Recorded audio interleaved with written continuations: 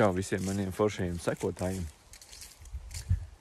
Šodien ir tā īstā diena, kad es ņēmu un sāku kūpināt savā kūpinātavā gaļu. Un gribu padalīties ar to, kā tas viss izskatās šeit iekšā kūpinātavā.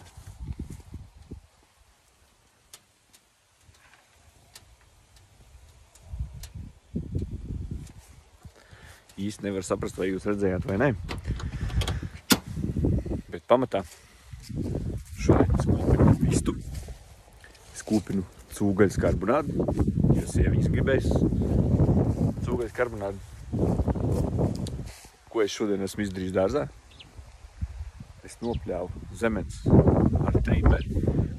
Viens čuvaks atbrauc pie maniem un teica, ka ar trimeri zemens pļaut ir daudz labāk nekā ar nazīti. Un tieši tāpat es izdarīju ar laganāriem.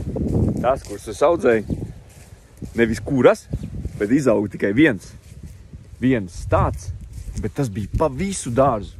Iepriekšējās rīlos vai iepriekšējos video jūs variet redzēt. Arī šo teritoriju visu novācu. Jā.